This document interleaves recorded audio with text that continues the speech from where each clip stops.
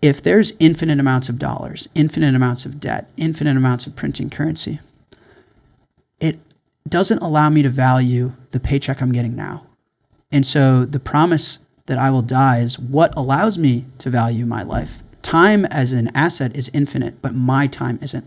And it's the promise of Bitcoin, the fact that I have a money that is fixed, that actually allows me to value my time and energy right now. And so when you hear Bitcoiners say, I got into Bitcoin, I got healthier. I got into Bitcoin, I lowered my time preference. I got into Bitcoin and I thought about the world differently. It is going from a life of infinity, which is impossible to value, to a life that is finite, that requires you to value it. The founder and CEO of Strike, Jack Mallers, recently joined podcaster Zuby to discuss Bitcoin, monetary policy, and the future of money. Jack discloses his Bitcoin's backstory and shares his optimistic view of Bitcoin's value proposition and the neglected relationship between money, time, and energy. Bitcoin, as the first cryptocurrency, can only grow stronger as it ensures a perfect reward and exchange for time and energy. It's like, what are you made up of? The energy you contribute and the time you have. Yeah. That's it, right? Like, your life is capped with the time that you're given, and your life is expressed through the energy that you contribute. And they're debasing and devaluing that. So every time they devalue your money, they're devaluing you. And what an awful crime. And so I think we all can feel society deteriorating in many ways. Feel people getting angrier, feel civil unrest, we feel whatever metric you care about, whether it's health, cancer rates, the real estate market, all going bad. And I think people are looking for a solution, and I hold the personal opinion that the money's broken. Yes. And when I say the money's broken, it's like our ability to store, save, and exchange time and energy is fundamentally broken. And so why do I care about Bitcoin is, listen, people can have their qualms with Bitcoin, and I appreciate that it's not perfect, and that's why I spend my time on it. But I think it's the closest thing we have to fixing that problem. And there's a saying in Bitcoin, fix the money, fix the world. And when you hear it, when you see it, and you're not familiar enough with the concepts, it sounds maybe a little too insane to take seriously. But that's what we mean when we say that, is that if we can fix the ability to store, save, and exchange our time and energy, I think we can fix a lot of the problems with the world. Time and energy, when you say someone's robbed their time and energy, someone's devalued them, stolen their productivity or whatever, however you'd like to describe inflation, it can't disappear. It has to go somewhere else, right? And so maybe the best way to understand that is like the wealth gap that we see, for example, is that less than 10% of the United States owns over 90% of the wealth.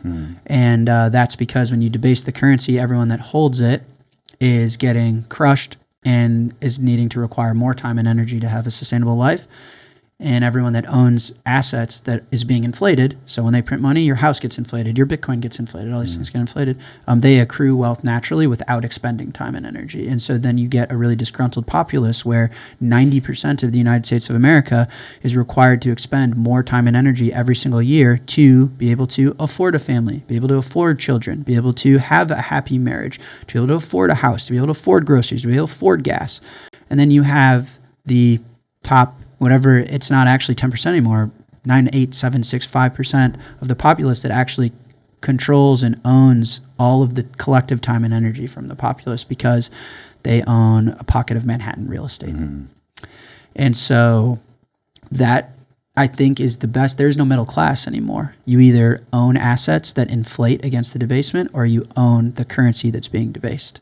There's no middle class. And so I think that's probably the best descriptor to describe the civil unrest. We feel at war with each other, but I think the real issue is there's a large portion of the population that, listen, if housing is inflating 20% year over year, you have to be getting a 21% raise every single year to be making progress towards owning a home. And so there's an overwhelming amount of the population that is requiring more time and energy to have a life that we recognize as worthwhile. It's really awful. And so, that is where I think a lot of the unrest comes from. And the napkin math on something like, your groceries, let's say your groceries doubled from now to COVID. let's say it took one paycheck to cover 3 months worth of groceries. Okay, now it takes one paycheck to cover a month and a half. Yeah. Right? So if you want 3 months worth of groceries, you have to work twice as hard. And that's you expending twice the amount of either energy and time to acquire the same amount of groceries.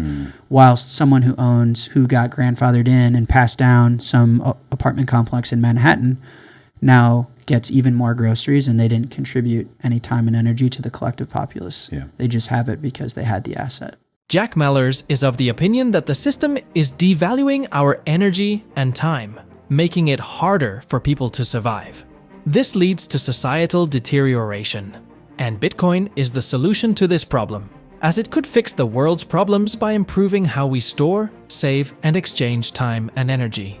As you watch more clips from Jack Mallers' interview, you will see how he discusses Bitcoin as against the fiat system, especially regarding having a fairer reward system for time and energy.